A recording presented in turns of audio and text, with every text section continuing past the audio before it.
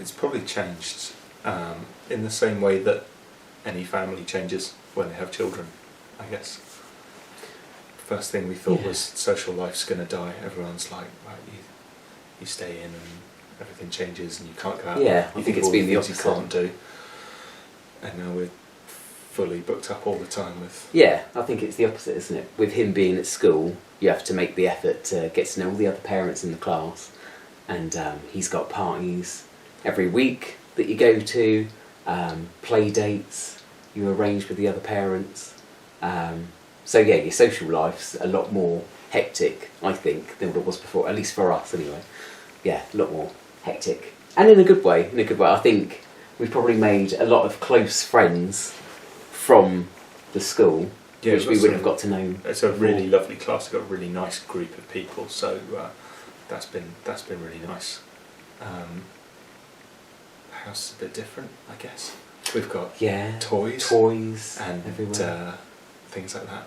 Yeah. All around. Homework everywhere. Yeah. We've got a routine to life now.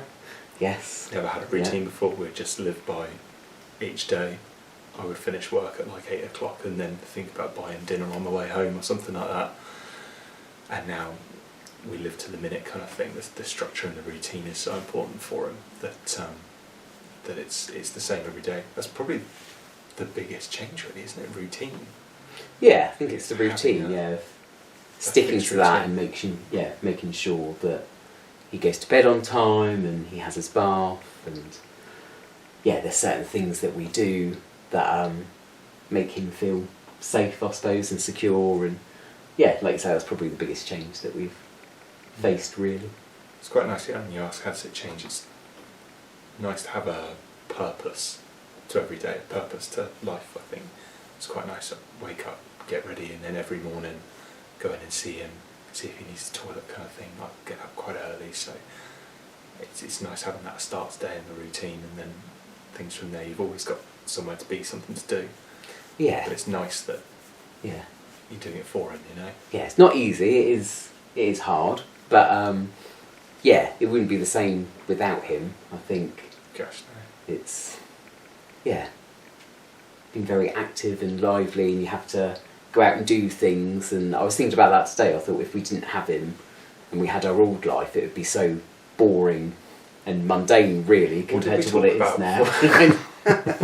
What did we do before? I think, if I had a day off, I just didn't do anything, whereas now it's, going out and actually doing things, and, I've taken him to fun fairs throughout the summer and gone to carnivals, and... It gets you active. Yes. Because you're always trying to think of him. One of the things we noticed to start with was we had to try and get his weight down a bit. He was quite overweight when he came to us, and so we started eating healthier or smaller portions, or hiding what we would eat from a takeaway until later on, because we realised we can't eat that in front of him and make him have this tiny little portion of something healthy.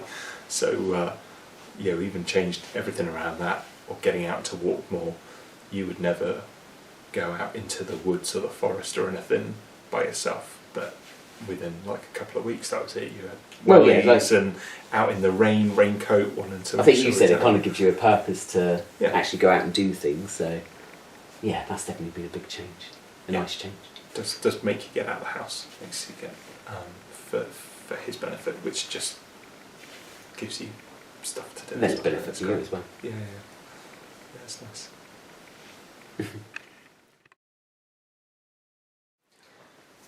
I don't think the adoption process for us would have been any different from anybody else. I don't think we ever saw any discrimination or treated any differently from anyone else.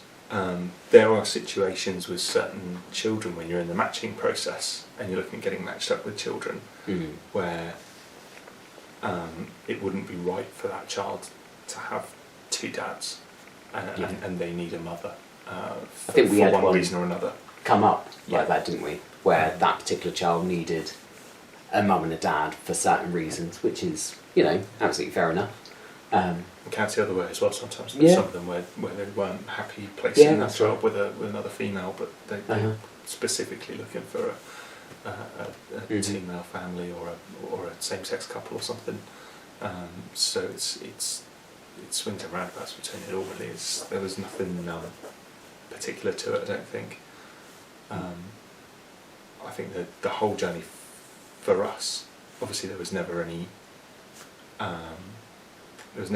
natural option, but it was never about that. We never went into it because we wanted our own baby and we wanted our own child. It was because we wanted to, we were very happy, we had a lovely family, very happy lives. Yeah, both got good jobs, we've got our own home. It was about trying to find... it's about sharing that. Yeah, sharing that life with someone who...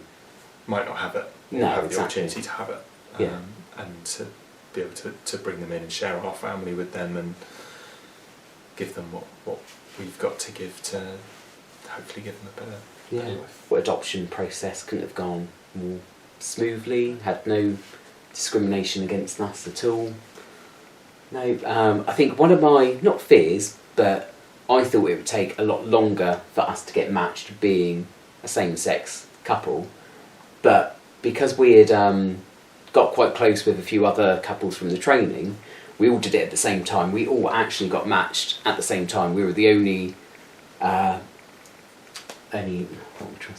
same-sex couple. We were the only same-sex couple there, and I was, kind of worried that we might take a bit longer. They would move on kind of without us. They would have all been matched before us, and they'd still be asking like, "Oh, have you not found a match yet?" But it wasn't like that at all. We all got matched at the same time. That was quite a nice feeling, really. That there was no difference between any of us. It all just came down to certain situations and circumstances and finding the right child for that set of parents, which luckily happened at the same time. So that was nice. Yeah, we all got to go through it about a month together, or so, didn't it? Yeah, we came in very close.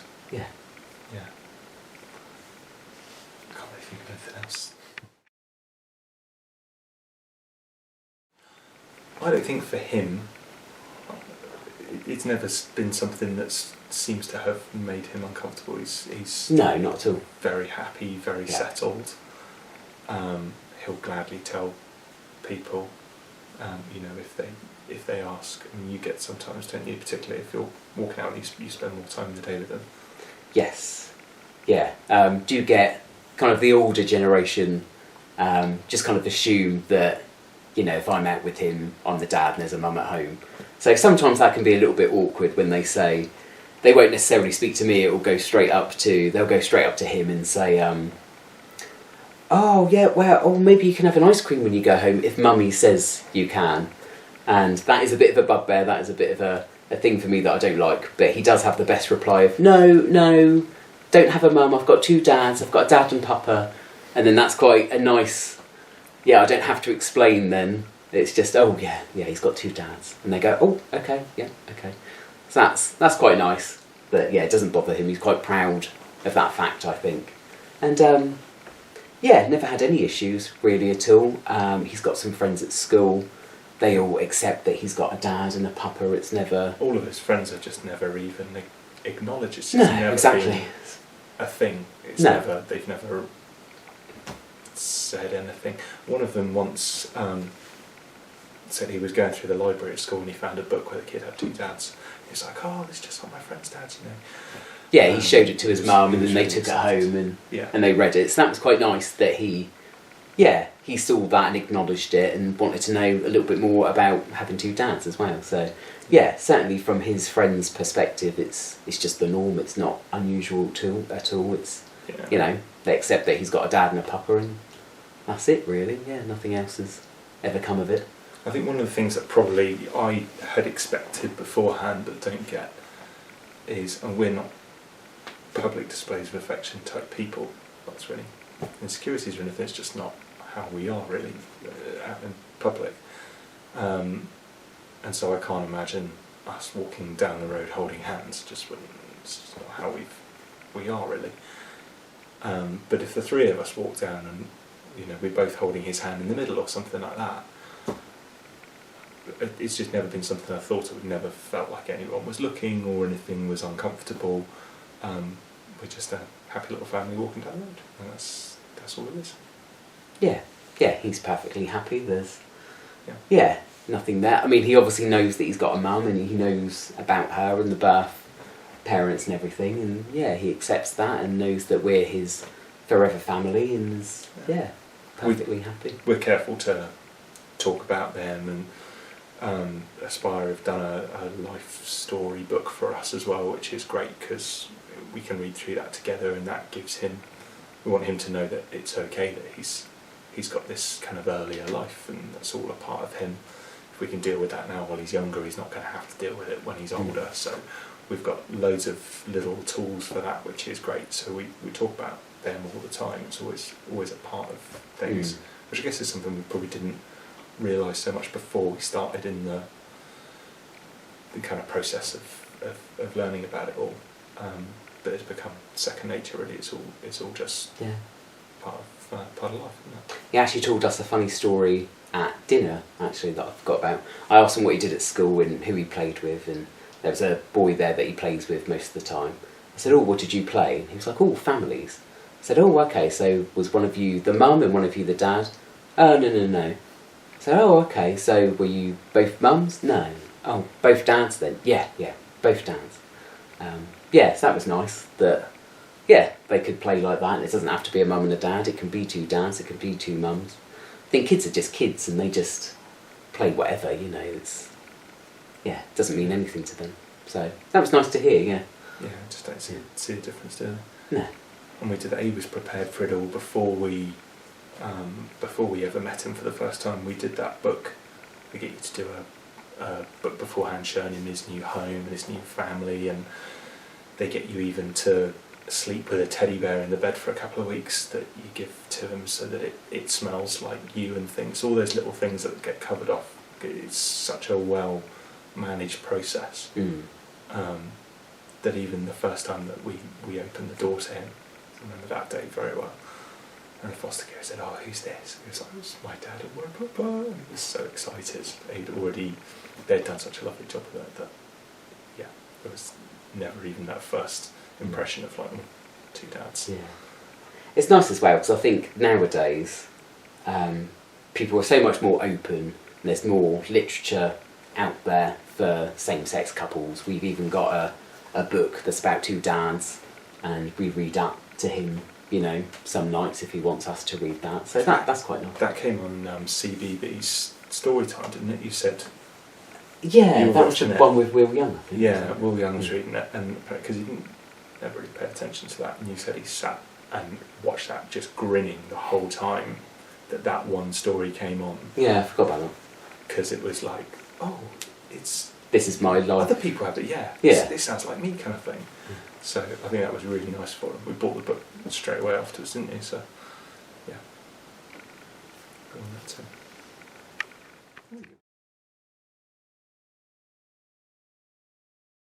I think the message from us, from our experience, is to be a part of it.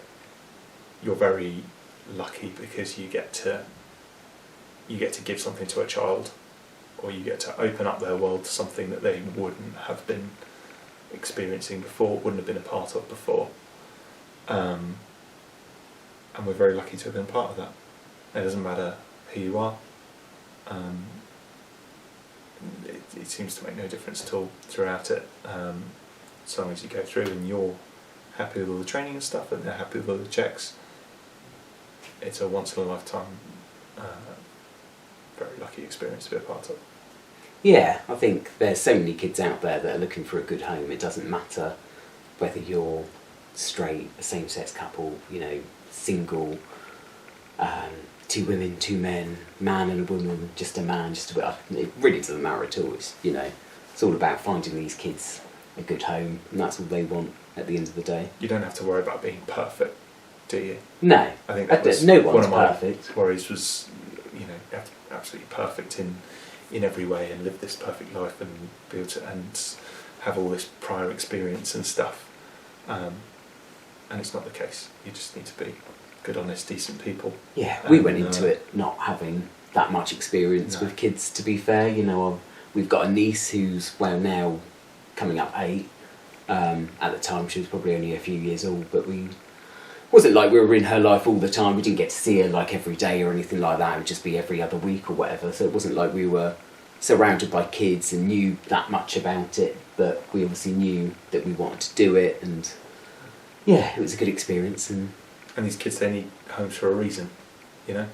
They're not coming from a brilliant, wonderful middle class background where they've had a great time for the last 3 years and they're just moving somewhere else. They just need a happy, loving home.